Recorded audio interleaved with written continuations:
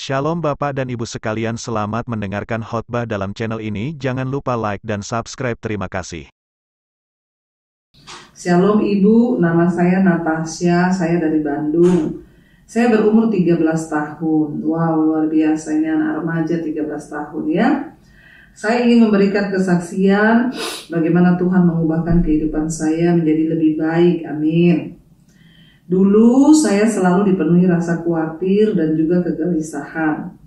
Saudara bayangkan anak umur 13 tahun sudah khawatir, gelisah ya. Jadi kekhawatiran, kegelisahan itu ya tidak memandang umur, siapapun ya pasti bisa datang ya menghantui. Karena apa? Ketakutan, kekhawatiran itu bukan dari Tuhan tapi dari iblis, saudara ya.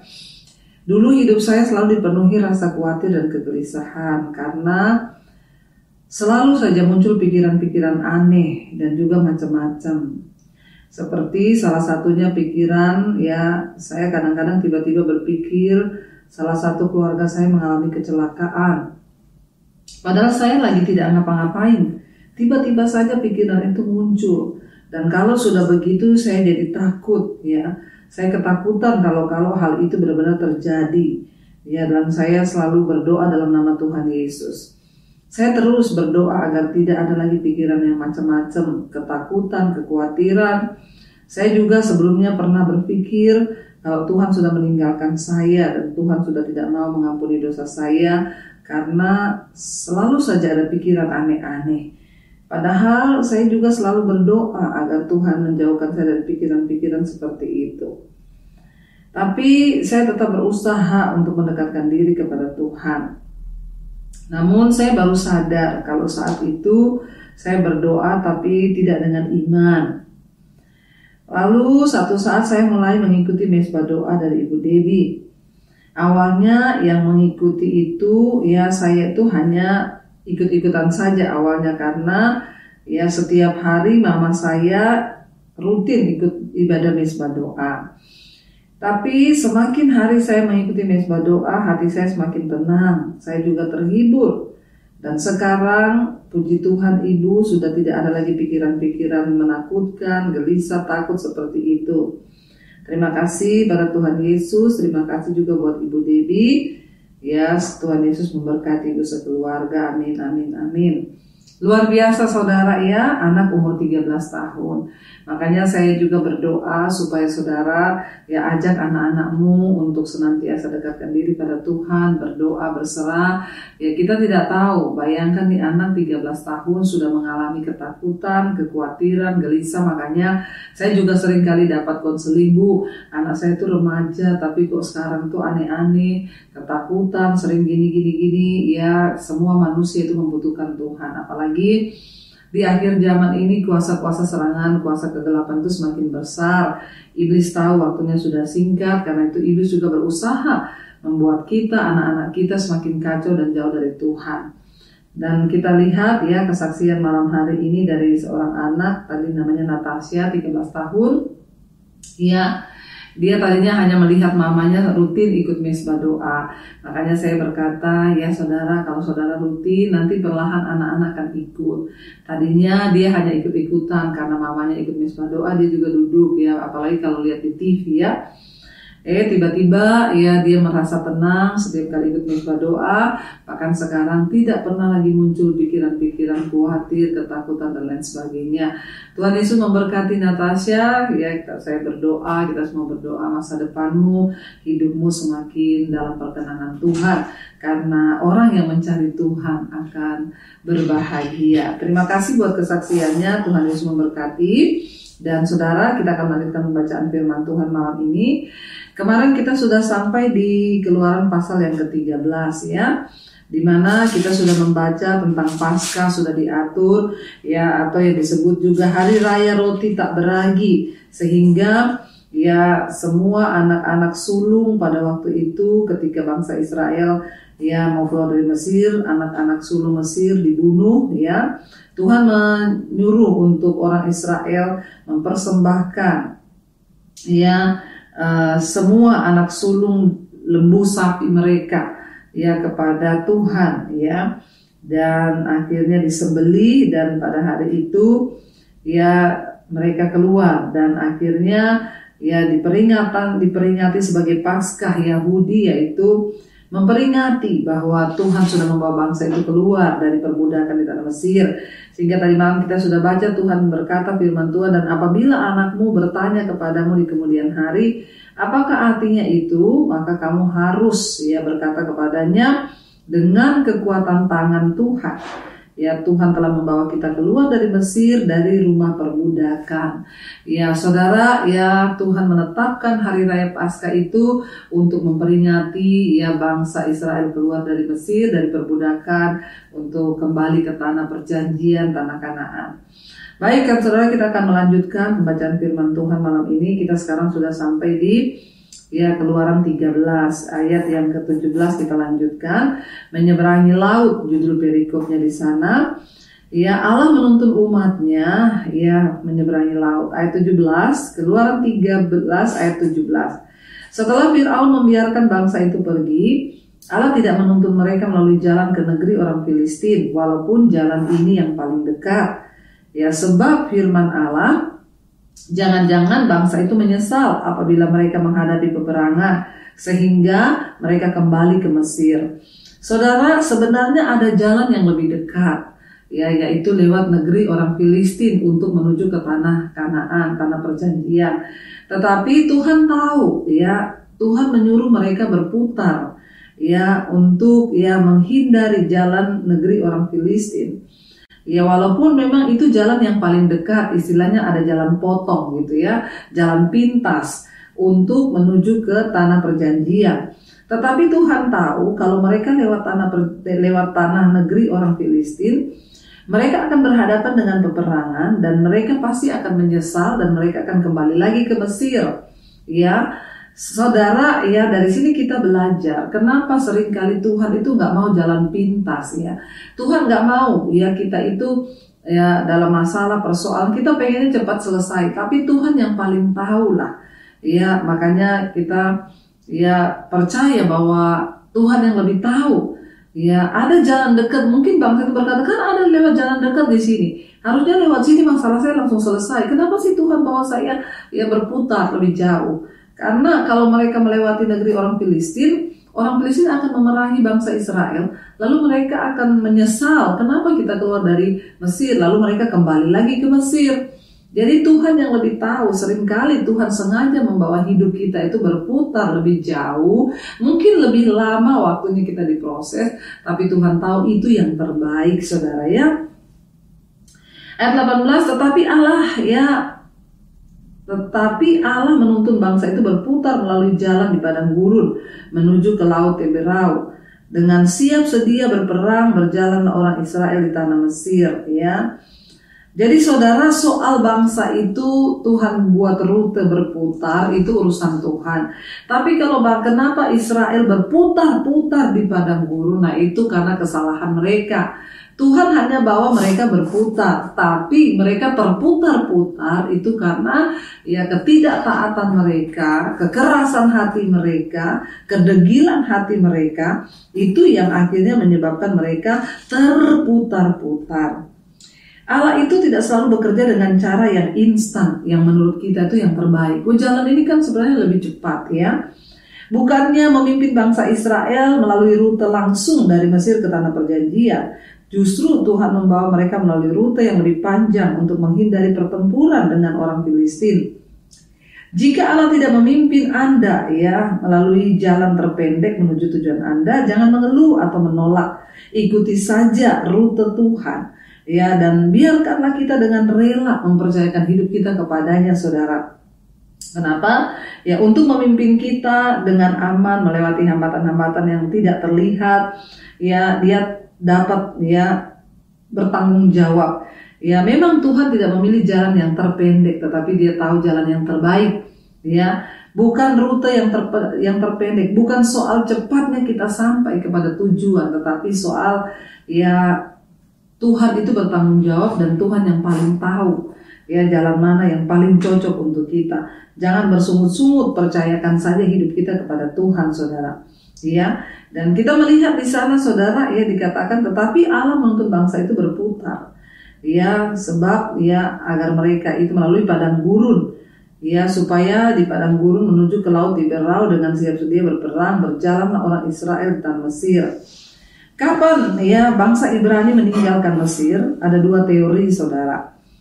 Teori awal mengatakan bahwa peristiwa keluarnya bangsa Israel, ya, yaitu kitab Keluaran ini terjadi antara 1446 sampai 1445 sebelum Masehi. Teori belakangan berpendapat bahwa peristiwa Keluaran terjadi antara 1300 dan 1200 sebelum Masehi. Orang-orang berpegang pada tanggal awal menunjuk pada satu raja-raja 6 ayat yang pertama, di mana Alkitab dengan jelas menyatakan bahwa Salomo mulai membangun bait suci 480 tahun setelah orang Ibrani meninggalkan Mesir. Karena hampir semua ahli setuju bahwa Salomo mulai membangun bait suci pada tahun 966 sebelum Masehi.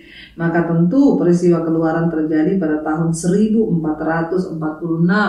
Ya, banyak penafsiran, tetapi yang harus yang disinkronkan itu adalah ya peristiwa demi peristiwa, ya, karena terbukti bahwa Salomo membangun kembali bait suci itu pada tahun 966 sebelum Masehi, ya, dan itu jatuhnya 480 tahun sebelum orang Ibrani meninggalkan Mesir. Berarti itu tahun 1446 sebelum Masehi mereka keluar. Namun orang-orang yang berpegang pada tanggal yang belakangan mengatakan bahwa ya secara harafiah, yaitu menunjuk pada Keluaran 1 ayat yang ke-11, bahwa orang-orang Ibrani mulai membangun kota-kota perbekalan Pitom, Ramses yang dinamakan menurut Fir'aun Ramses II. Ya, dan tanpa peduli tanggal mana yang benar, tetapi faktanya adalah bahwa Allah sudah memimpin orang-orang Ibrani itu keluar dari Mesir, tepat seperti yang Tuhan janjikan. Jadi sejarah itu ya ada hubungan sebab akibat, saudara, ya, kita melihat ya, dan kita percaya bahwa yang pasti Tuhan sudah menggenapi janjinya untuk membawa bangsa itu keluar. Ayat 18 berkata, ayat 19 sekarang, Musa membawa tulang-tulang Yusuf, sebab tadinya Yusuf telah menyuruh anak-anak Israel bersumpah dengan sungguh-sungguh, Allah tentu akan mengindahkan kamu, maka kamu harus membawa tulang-tulangku dari sini. Ingat dulu ya, ketika Yusuf ya sebelum dia mati, dia berpesan bahwa tulang-tulangnya harus dibawa, dikembalikan ya ke tanah asal nenek moyangnya. Dan mereka ingat, saudara. Jadi itu pesan sebelum orang mati, Yusuf mati, turun temurun itu ya seperti wasiat diingat. Jadi tulang-tulang Yusuf dibawa, saudara. Mereka membawa serta ya karena mereka dulu sudah bersumpah untuk membawa tulang Yusuf. Demikianlah mereka berangkat dari Sukot dan berkemah di Etam, ya di tepi padang gurun. Ya, ayat 21, Tuhan berjalan di depan mereka pada siang hari dalam tiang awan untuk menuntun mereka di jalan, dan pada waktu malam dalam tiang api untuk menuntun mereka, untuk menerangi mereka, sehingga mereka dapat berjalan siang dan malam dengan tidak beralih, ya. Tiang awan itu tetap ada pada siang dan tiang api pada waktu malam di depan bangsa itu. Kita melihat di sini bagaimana Tuhan itu mengasihi bangsa itu, saudara. Kita bisa bayangkan di padang gurun itu panas luar biasa. Rasanya matahari itu di atas kepala, ya, di padang gurun, ya. Tapi ya Tuhan menyertai mereka dengan tiang awan supaya menutupi mereka, jadi seperti mendung. Awan itu menutupi mereka dari sinar matahari, mereka dapat berjalan dengan teduh di padang gurun. Itu adalah satu bukti penyertaan Tuhan. Dan ketika malam hari mereka berjalan di dalam ya tiang api. Ya, di tengah malam itu gelap gulita, saudara, tapi Allah memberikan ya kepada mereka tiang api, sehingga orang-orang Ibrani itu mereka dapat mengetahui siang dan malam bahwa Allah menyertai mereka. Ya, dalam perjalanan mereka siang dan malam Tuhan menyertai. Ya, apa yang telah Allah berikan kepada kita sehingga kita ini dapat mempunyai jaminan yang sama. Alkitab sesuatu yang tidak dimiliki oleh bangsa Israel. Allah juga memberi kita Roh Kudus untuk mengingatkan kita tentang apa yang Alkitab ya katakan dan untuk menuntun kita setiap hari. Ya, lihatlah saudara pada firman Allah untuk memperoleh kepastian akan kehadirannya. Ya, sebagaimana orang Ibrani melihat ada tiang awan dan tiang api, kita dapat melihat kepada firman Allah yang dapat menuntun langkah-langkah kita. Pada zaman itu belum ada Alkitab, tetapi mereka bisa mengikuti ya tuntunan Tuhan lewat cara-cara dan mujizat-mujizat Tuhan yang ajaib lewat tiang awan dan tiang api seperti yang sering kita nyanyikan ya. Seperti tiang awan yang meneduhkan dari terik siang, ya seperti tiang api yang menerangi dari gelap malam. Itu adalah mujizat yang sangat luar biasa. Tiang awan dan tiang api adalah contoh ya tentang bagaimana Allah menampakkan diri kepada mereka. Itu sebenarnya salah satu ya peneguhan bagi bangsa itu. Coba saudara kita bayangkan kalau hari ini ya ada tiang awan dan tiang api menyertai kita, bukankah saudara itu kita sudah merasa wow ya Tuhan itu dahsyat, Tuhan itu ajaib. Nah hari ini apa yang dapat menuntun langkah-langkah hidup kita yaitu kebenaran firman Tuhan. Waktu kita sungguh-sungguh percaya, waktu kita sungguh-sungguh ya berpegang pada firman Tuhan, maka kita dapat melihat ya bahwa ya Tuhan itu luar biasa. Ya dia memberikan kepastian kepada kita ketika kita mau bergerak bersama-sama dengan Dia, saudara ya. Dan kita melihat bahwa Dia Tuhan yang tidak pernah meninggalkan kita. Dan kita melihat bagaimana Tuhan itu sanggup untuk memberikan pembelaan bagi kita, memberikan ya tuntunan bagi kita, bahkan menyertai langkah-langkah hidup kita. Biarlah hati kita tetap percaya, hati kita tetap berserah kepada Tuhan, dan hidup kita tetap ada di dalam Dia. Ya, dan kita akan melanjutkan besok saudara, ya karena itu saya berdoa supaya kita semua jangan buru-buru menyalahkan Tuhan. Ya, pembacaan malam ini pendek tetapi maknanya sangat dalam. Tuhan membawa bangsa itu berputar, tidak melewati jalan pintas lewat negeri orang Filistin. Kenapa? Karena Tuhan tahu yang terbaik bagi mereka bukan jalan yang terpendek, tapi yang terbaik itu Tuhan yang tahu. Jangan protes kalau hari ini Tuhan sedang bawa kita berputar. Mungkin kita merasa kenapa lama Tuhan jawab, kenapa begini, kenapa begitu. Tapi bagian kita percayalah, Tuhan tahu yang terbaik dan Dia yang paling tahu apa yang terbaik. Mari kita merenungkan firman ini, kita mau berdoa. Terima kasih Bapa, kami mengucap syukur kalau malam ini kami belajar bahwa seringkali Tuhan tidak membawa kami melewati jalan pintas. Tetapi Tuhan tahu yang terbaik. Karena itu kami mau belajar berserah, menunggu waktu Tuhan yang terbaik bagi hidup kami. Kami belajar dari bangsa Israel karena Tuhan tahu kalau mereka melewati negeri orang Filistin, mereka akan berperang melawan orang Filistin, dicegat, dihalangi, lalu mereka akan kembali ke Mesir. Engkau yang paling tahu yang terbaik bagi hidup kami.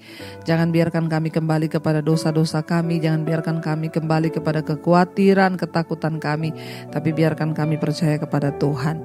Bapa, berkati setiap anak-anak-Mu yang malam ini mendengarkan mesbah doa.